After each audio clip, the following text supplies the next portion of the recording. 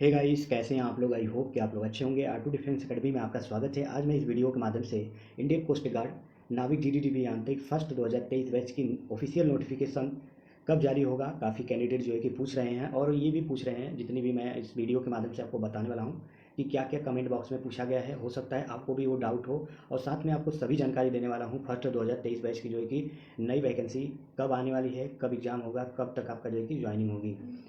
क्या ये भी मतलब डाउट है सभी लोगों को कि क्या ये अग्निवीर के थ्रू ही कैंडिडेट जो है कि कोस्ट गार्ड में जाएंगे, तो ऐसा कुछ नहीं है।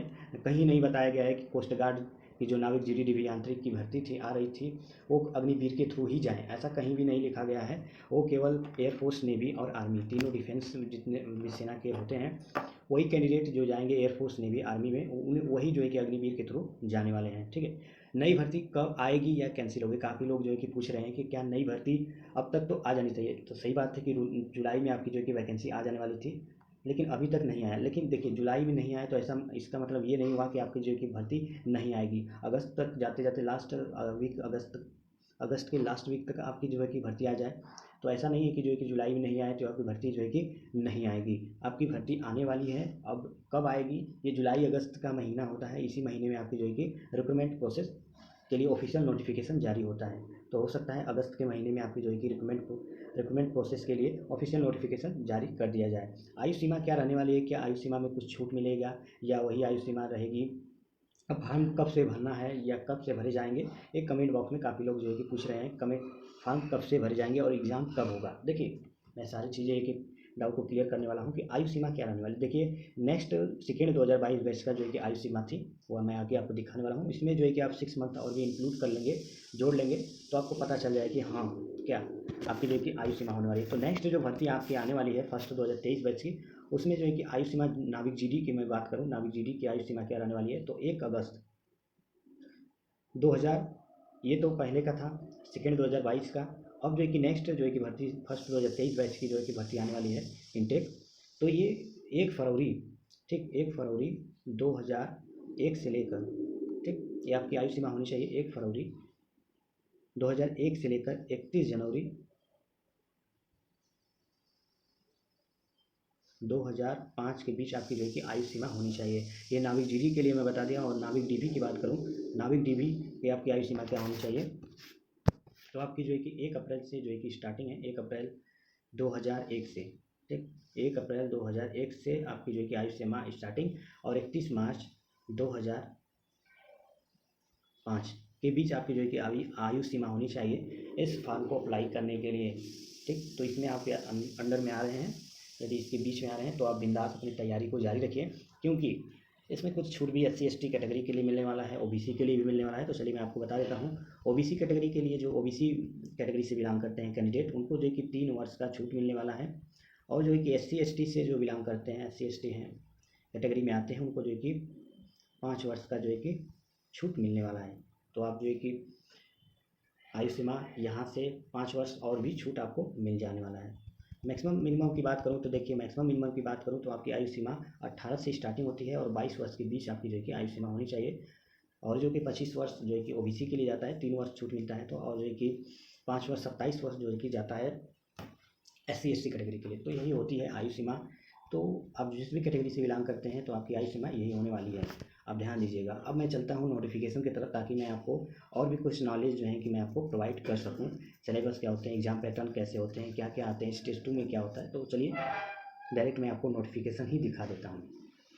फाइनली मैं ओपन कर चुका हूँ सेकेंड 2022 बैच का ऑफिशियल नोटिफिकेशन। जब जारी हुआ था तभी का, ये जनवरी 2022 में जारी हुआ था, और जो है कि इसका जो अलाइन जनवरी में हुआ था। जैसा कि आप लोग देख सकते हैं कि फॉर्म 4 जनवरी 2022 से स्टार्ट था और 14 जनवरी 2022 तक चला है। तो ये आप जान सकते हैं कि जनवरी में भर्ती आ रही, तो 6 महीने पर, 6 मंथ पर आपकी जो है कि हमेशा भर्ती आती रहती है। तो देखिए, जनवरी में आ गई तो आपकी जुलाई में आनी चाहिए थी, लेकिन नहीं आई, तो आपका अगस्त में आ सकता है।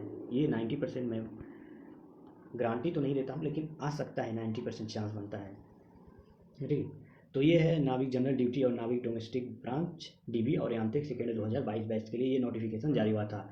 नोटिफिकेशन में कोई भी परिवर्तन नहीं होता है, बस एज लिमिट एंड इनटेक की परिवर्तन होता है, और जो कि फॉर्म कब से कब भरे जाएंगे ये चीज़ें। तो फॉर्म आपके जो है कि आ जाएंगे इसी महीने में या इसी सप्ताह में आ जाएंगे, तो आपके जो है कि फॉर्म इसी महीने में प्रोवाइड आपके फॉर्म फिलअप कर लिए जाएंगे। तो फॉर्म जो है कि कंप्लीट हो जाएगा। और आपका जो है कि एग्ज़ाम की बात करूँ, एग्ज़ाम आपका कब होने वाला है, तो एग्ज़ाम आपका पहले सितंबर में होता था, तो अब जो है कि सितंबर में ना होकर आपका अक्टूबर में हो, क्योंकि 1 महीने और भी लेट हो चुके हैं। तो सेंटर भी आपको चूज करना होगा ना, तो सेंटर खाली मिलेंगे तभी, तो उनको मैनेज करने में समय लगेगा। तो आपका अक्टूबर में एग्ज़ाम हो सकता है। ये आपके मैं एग्ज़ाम भी बता दिया कब आपका जो है कि एग्ज़ाम होने वाला है। अब एलिजिबिलिटी कंडीशन की बात करूँ, तो ऑनलाइन एप्लीकेशन आपके जो है कि भरे जाएंगे, और जो है कि आपका भारतीय होना चाहिए, आप इंडियन सिटीजन होने चाहिए, तभी इस फॉर्म को अप्लाई कर सकते हैं। एजुकेशन क्वालिफिकेशन की बात करूँ, तो देखिए यदि आप जनरल ड्यूटी के लिए फॉर्म अप्लाई कर रहे हैं, तो 10+2 मतलब आपका जो है कि 12th पास होना चाहिए, मैथ फिजिक्स से आपका जो है कि होना चाहिए PCM से, तभी इस फॉर्म को अप्लाई कर सकते हैं। नाविक जन डोमेस्टिक ब्रांच की बात करूँ, 10 आपका जो कि 10 पास होना चाहिए, education board recognise council of board of school education, ठीक है, तो आपका 10 पास होना अनिवार्य है।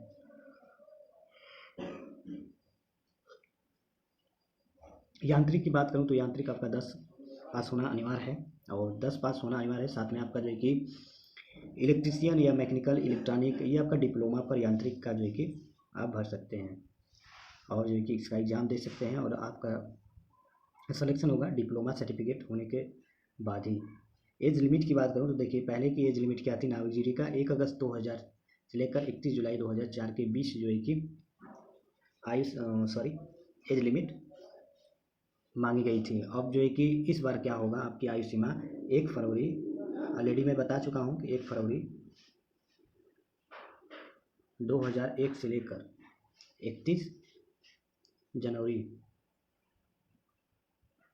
2005 के बीच आपकी जो है कि आयु सीमा होनी चाहिए, तभी जो है कि इस फॉर्म को आप अप्लाई कर सकते हैं, अन्यथा नहीं कर पाएंगे, ठीक। और ये नाविक जीडी का जो है कि सेकेंड 2022 बैच का क्या था आयु सीमा, 1 अक्टूबर 2000 से लेकर 30 सितंबर 2004 के बीच। अब जो है कि क्या होने वाला है, 1 अप्रैल 2001 से लेकर 31 मार्च 2005, ठीक। तो ये आपकी जो है कि आयु सीमा होने वाली है। तो ये सब आप ध्यान दीजिएगा कि क्या आपकी आयु सीमा होने वाली है, आप इस फॉर्म को अप्लाई कर सकते हैं या नहीं। देखिए 5 वर्ष का जो कि SC ST कैटेगरी के लिए छूट मिलने वाला है, और देखिए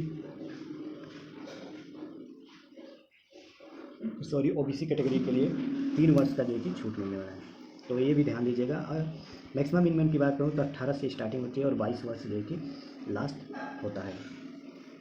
अब मैं चलता हूँ वैकेंसी कितनी आती है, तो 350 के लगभग आसपास होती है, ठीक है, 350 के आसपास आपकी जो है कि वैकेंसियाँ रहती है, पोस्ट रहते हैं, ठीक, खाली जिनको रिक्रूटमेंट भरे जाते हैं। इसके बाद नेक्स्ट आपकी जो है कि सिलेक्शन प्रोसेस की बात करूँ, तो आपका जो है कि selection process phase wise phase आपका जो है कि स्टेज वाइज स्टेज होता है। स्टेज फर्स्ट में आपका जो है कि ऑनलाइन एग्ज़ाम होता है,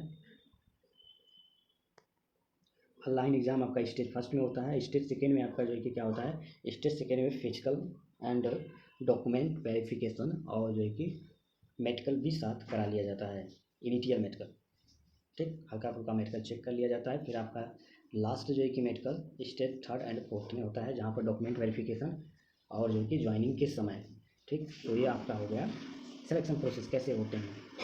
अब मैं बात करता हूँ कि जो है कि स्टेज फर्स्ट जो है ऑनलाइन एग्ज़ाम होता है, तो आपका जो है कि नाविक जीडी में क्या आते हैं, और जो है कि आपका क्या सिलेक्शन प्रोसेस हैं, कैसे आप जो है कि फेज बाई फेज आप कंप्लीट करेंगे और उसे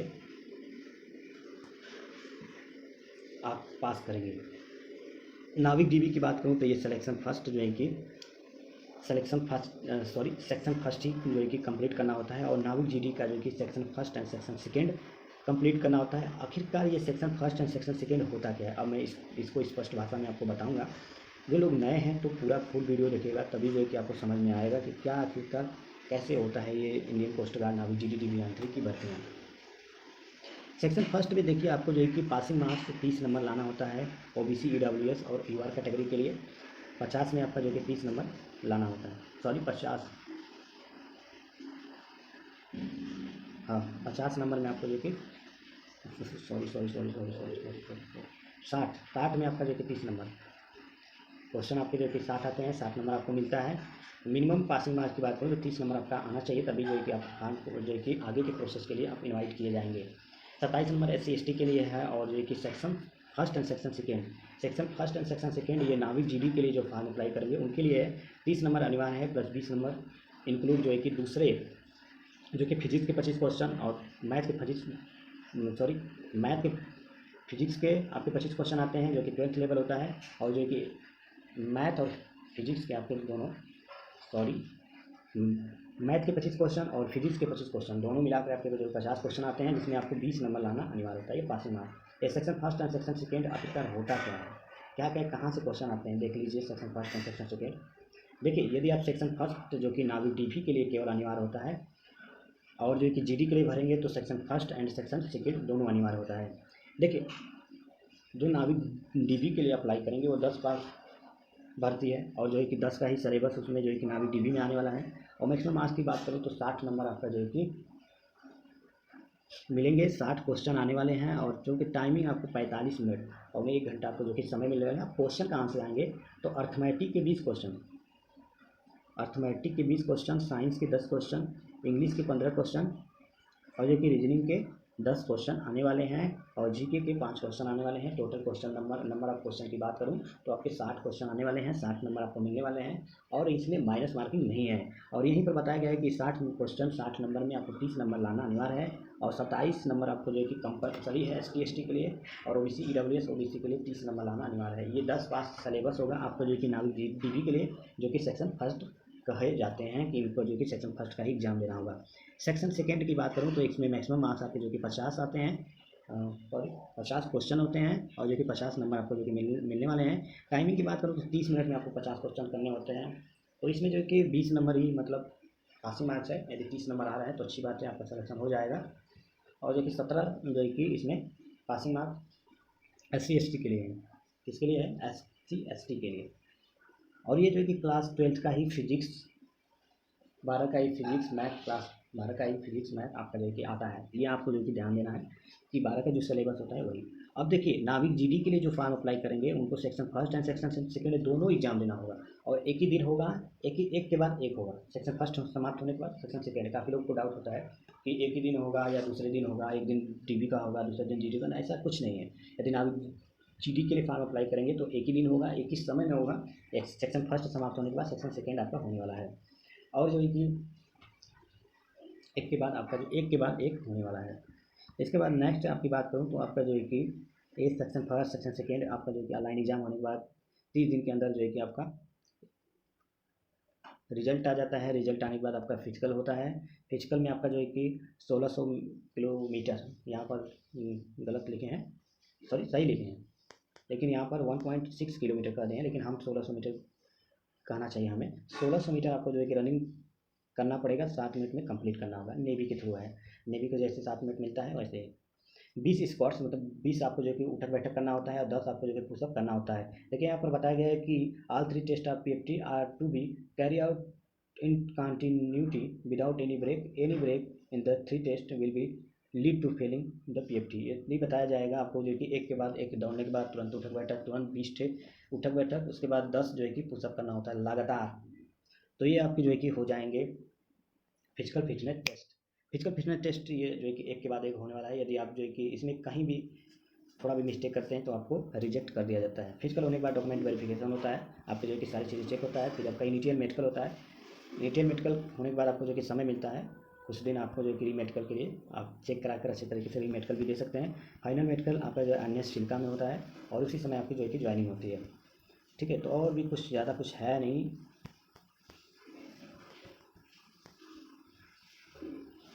और ये चीज़ें मैं आपको बता देता हूँ कि रिजल्ट डिक्लेरेशन 30 दिन के अंदर आपका रिजल्ट आ जाता है रिजल्ट आपका। हाइट की बात करूँ तो देखिए, हाइट मांगा गया है कि आपकी मिनिमम हाइट 157 सेंटीमीटर आपकी जो कि होनी चाहिए, और 5 सेंटीमीटर आपकी जो कि सीना जो कि फूलना चाहिए। 105 सेंटीमीटर आपका जो है कि सीना फूलना चाहिए, और बहुत मायने नहीं रखता है कितना सेंटीमीटर आपका जो कि है या नहीं। हाइट आपकी 157 सेंटीमीटर से कम नहीं होनी चाहिए। चेस्ट आपका जो कि 5 सेंटीमीटर होना चाहिए, और जो कि वेट ये निर्भर करता है height and wait percentage acceptable. ये सब आपका जो कि हाइट वेट आपका जो कि हाइट पर निर्भर करता है, एज पर निर्भर करता है। तो एक रूल होता है, मैं आपको बता दूंगा कभी। हियरिंग आपका जो कि नॉर्मल होना चाहिए, ये चीज़ें। टाइटू कहीं पर नहीं होना चाहिए, टाइटू आपके जो है कि शरीर पर नहीं होना चाहिए। ट्रेनिंग आपका जो है कि ये तो अगस्त में है, लेकिन आपका जो है कि फरवरी 2023 में ट्रेनिंग कराया जाएगा जनरल ड्यूटी के लिए। अप्रैल 2022 में डीबी के लिए ट्रेनिंग कराया जाएगा, सॉरी अप्रैल 2023 में। बस यही कुछ है, ज़्यादा कुछ है। सैलरी की बात करूँ तो नाविक जी डीबी जीडी दोनों के लिए 21,000 पर मंथ मिलता है, और भी इंक्लूड होते हैं। ठीक है, तो यही सारी चीज़ें मैं आपको बता दिया हूँ। और भी कुछ भी डाउट रह जाए तो प्लीज़ कमेंट कीजिएगा, मैं आपको रिप्लाई अवश्य करूँगा। गाइस वीडियो पसंद आए तो प्लीज़ लाइक से सब्सक्राइब। जय हिंद, जय भारत, वंदे मातरम।